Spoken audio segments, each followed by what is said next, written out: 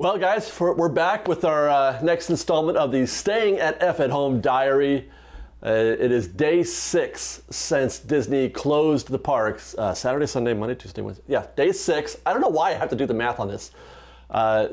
It's been 6 days, and also probably a little longer than that since my own self-imposed, what do you call it, self-isolation, social distancing, as it were. And so far, so good. Getting along okay here at home. It's been there have been ups and downs. There are occasional bouts of sadness and depression. I don't know if depression is the right word, but just sadness and just trying to cope and realize that my mom. Okay, so here I'll put it to you this way. My mom called yesterday and she asked me this question. She said, "David, how are you doing?" And I said, "Well, I put yesterday behind me. And today I'm trying to put another day behind me." And that's pretty much how it is for a lot of us, I think, in that it's hard to think of anything else, right? Do you think about anything else? Well, maybe you do. Maybe it is just me. But I feel like, because there's no sports, there's no movies, there's no, current events happening around the world. Things aren't happening other than what we're doing about dealing with this pandemic. So it's just like all we're trying to do is put the time behind us so we can get to whatever date that is that's the finish line for this that says, okay, now we're good to go. On that note, I did hear some good news yesterday. Now, I don't know how much this resonates with, or how this resonates with a lot of you, but it did resonate with me a little bit. In China, they are getting ready to start up their professional basketball league again.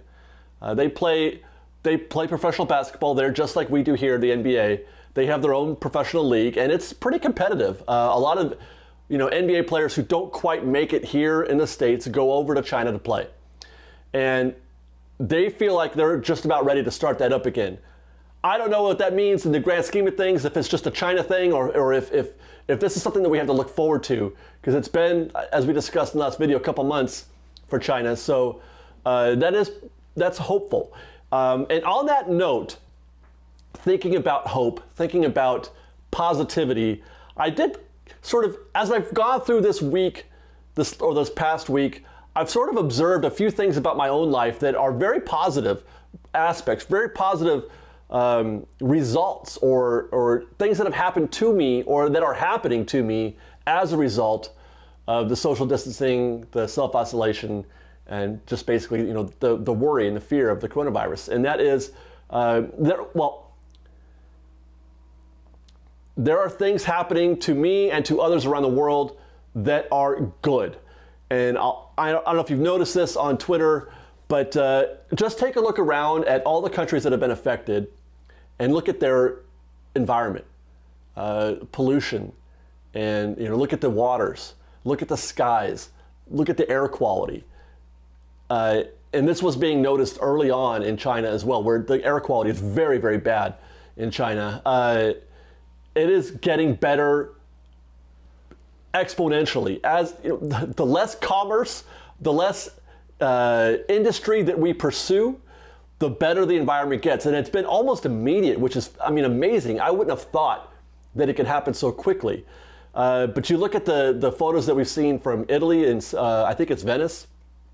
You can actually see the fish in the water. Amazing, amazing. And it brings to mind the idea that there's a notion that humans are the virus and we are killing Earth.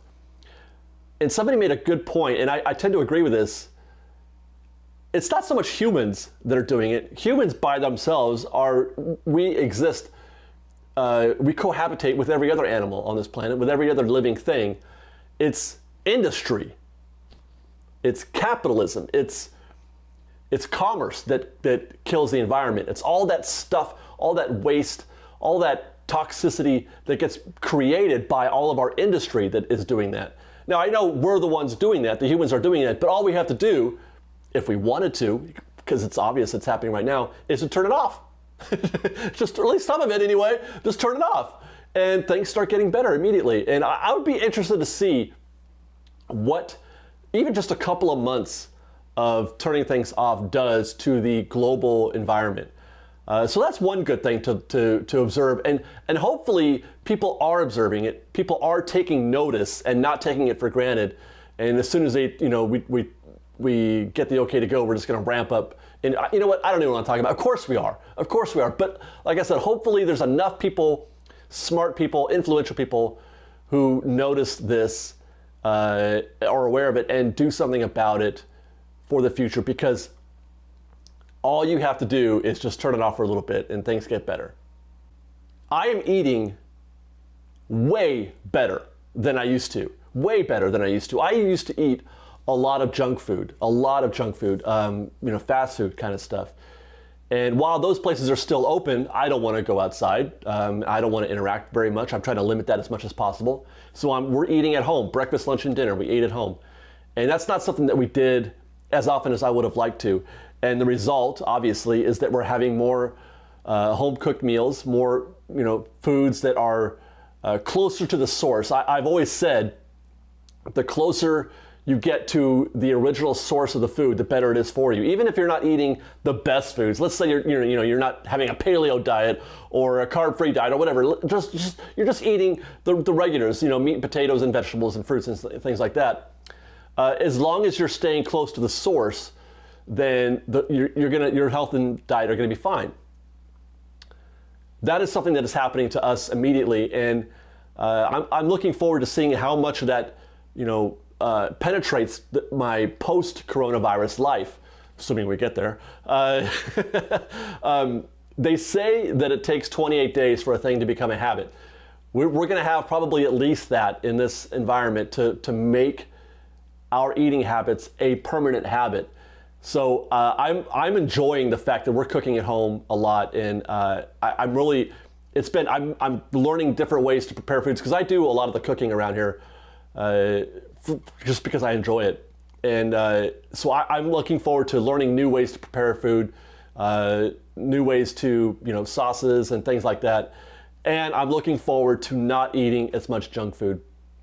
It has been a real pleasure not going to In-N-Out Burger or McDonald's or Jack in the Box or Del Taco or Taco Bell or Wendy's or Carl's Jr. or Burger King. Did I name them all? I don't know. Enjoying this really. I feel like, I don't know if, I haven't observed yet like a very definite change physically or, with my health, but I'm sure within, the 28 days or whatever, that I probably will feel that. And I'm hopefully you guys are doing the same, or you're experiencing something like that, and it's something that we can learn from and hopefully make a habit, going forward. Likewise, I feel like my personal fitness is changing, and that goes hand in hand with diet, but because I'm not going to the park, but that was only once a week, maybe twice a week. I was doing a lot of walking. I would do a couple miles a day in the park, probably. But today I'm doing more just walking around my own town and walking the dog and walking Sophia. Even though my job both my jobs are very sedentary, this has caused me to kind of get up and get out more, which is odd for me personally, because you would think that the stay-at-home mentality would reduce your fitness levels, that you'd want to, that you're going to work out less. But I was never a gym person anyway. What it is making me do is, in order to break the monotony of being at home, is that I do go outside, and I do go outside and take more walks out in the fresh air more than I ever have. And that could also be a product of living at home, in the new home that we're in, as opposed to the apartment where, I didn't like taking walks at our apartment building, because we lived in an apartment building in the middle of a metro area. We're a little bit more in a cul-de-sac kind of thing here. So, but that's something that I've noticed myself personally, is that my fitness has improved. Now, another natural part of this is, and this is a byproduct of not being able to work as much. I don't have as many videos I've been very busy with my job, very busy. But my, fresh baked stuff is, there's not a lot going on there. This video that I'm making now won't be difficult to edit. I've got some plans from other stuff, but I haven't really been doing much of that at all, even though I probably have more time for it now. I've been spending most of my time focused on dealing with, getting the house and our family prepared for whatever might happen, but two, spending more time with my family. I feel like I'm spending more time with them just casually than I did before, and I feel like that is definitely something that a lot of us out there probably can benefit from or have experienced, is more time with the family, because you're not going out and being distracted by whatever it is that's out there. There are no distractions out there now. Everything that you have is at home. I suppose there is a percentage of people that are probably going, a little batty. Liz, for example, does suffer from, cabin fever. So she needs to get away from time to time. But, and maybe some of you are like looking at each other cross-eyed a little bit. But I think that in the end, once you get past that first few days, that first week or whatever, when the closeness is you feel like is more than you can bear. Once you get past that and you start accepting, and it becomes your new normal, it becomes a normal part of your life. And that is something, by the way, that I feel like is going to help people adjust. It's going to help people find calm and peace, is accepting the new normal. And a lot of that has to do with work, and just accepting things as they are, and then adapting to it. And so what used to be normal for us is just not that case anymore. We have to find and accept our new normal. That was a tangent that I wasn't expecting to go on here, but that's where we are right now. I'm looking forward to, actually, these next 3 weeks, 4 weeks, or however long it is. I'm expecting 4 weeks. Actually, no, I take that back. They were saying July, August. Well, 4 weeks from now is the end of April. Then you got May, oh boy, no, maybe 8 weeks, 12 weeks, who knows. But I would say that these next couple of weeks are going to start the process of, like I said, getting used to that new normal. Here's the thing, and this is something that Elizabeth, I just called Elizabeth, Liz has really enjoyed a change in me personally, is that I have become a better house cleaner. I am far more involved in keeping the house clean and doing a lot of those things that, I'm talking about clean, not just doing the dishes or taking out the trash, but wiping things down. And obviously part of that is the fact that I'm trying to keep everything clean, if you know what I mean.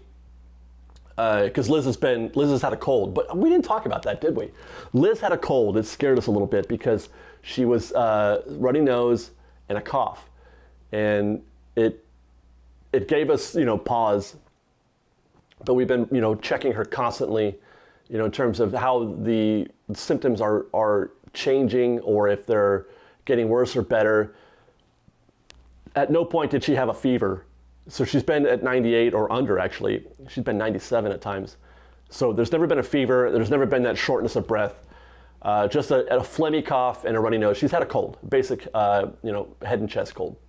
But having said that, I'm still trying to, I'm wiping things down constantly. But in general, I'm practicing better cleanliness in the house. I'm keeping the counters clean and everything put away.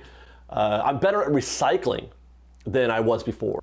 And then lastly, and this is something that we can all do, we can all benefit from. It's something that hopefully you've had the chance to experience this already, but it does give us the chance to find out what is really important to us, where our priorities are. There are things that matter, and then there are things that don't. And the more we get into this, the more we find out what really matters. But the reality is that situations like this help us to identify the most important things in our lives. And for a lot of us, it's health, family, being kind to another, just being a good person. These are things that are important to me. And the further on that we get into this, the more I want to be that kind of person, the more I want to be a good father or a good husband. Sorry, phone ring again. Okay, once you identify what is important for me, father, husband, provider, being kind, just being a good person worthy of this world. Once you identify those things that are most important to you, the other things that happen, the other things that change or maybe don't go your way matter less. which is maybe why I have, for the most part, a more positive or upbeat outlook on what's happening right now. I mean, I'm scared like the rest of us, and I'm worried like a lot of you, but I'm also, I'm not obsessive about it as I could be, because that kind of stuff doesn't matter. If I lose the car, you know what? If I lose a lot of things, I don't know why I said the car, because financially is what I'm talking about. If we lose our income or whatever, we could lose things. And there are others out there who could do that, you know, lose things as well. I don't know, this is kind of a ramble, but I'm just saying, once you realize what those things that are important are for you, and you focus on those things, you can make those things well. You can make those things good still. Maybe keeping your car is, you know, important to you, so you can divert your attention towards that, and then other things that aren't important can maybe be set aside. Hopefully you guys understand or picking up what I'm putting down there. You know, and also it's kind of interesting is that it's maybe realize that maybe in terms of work, Fresh Baked, for example, maybe I don't need to work as much as I did. I'm going to find out, I'll bet you, I'm going to find out that we're going to be fine. You know, that the show will be fine with fewer videos or whatever, and that maybe I don't need to work as hard as I did in order to keep things going or whatever, because there is a quality of that. I feel like I need to make something for you guys every day, or I did anyway. And while I you know, now that that's out of my control, I may find out, hopefully, that maybe I can take a little bit, you know, time off for myself. And I'm sure you're all going to agree with me. You're all going to yell at me because you already have. You're going to yell at me saying, "Of course, David, we're going to be here. You know, take care of yourself first." You don't know me, okay? You don't know me.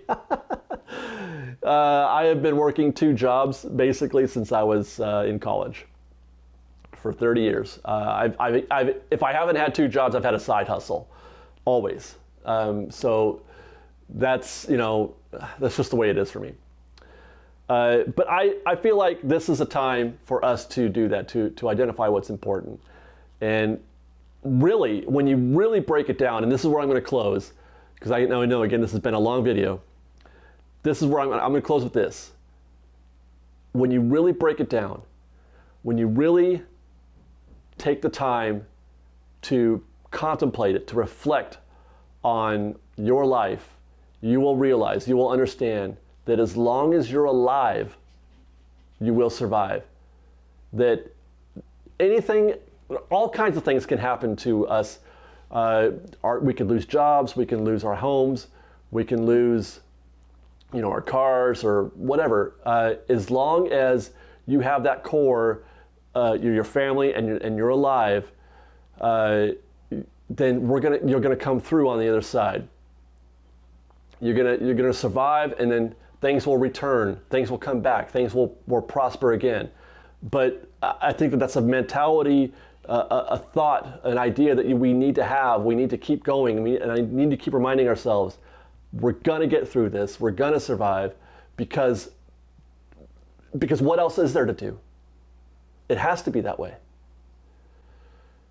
As long as you have your life and your health and your family, then everything's fine. Everything will be fine. It may hurt for a little while. You may be sad for a little while. It may feel desperate at times. But all you need is a little time and a little distance from the problem, and the thing will start to get better, and you'll feel better about things, and things will start coming your way again. But as long as we maintain that idea, it gets us that much closer to thriving instead of, you know, suffering or whatever. I hope this helps. I do. I know it's hard, and it feels unreal and surreal, and or for some it just feels like a nuisance. I don't particularly feel that way. There's this, the rain is back. The rain is back.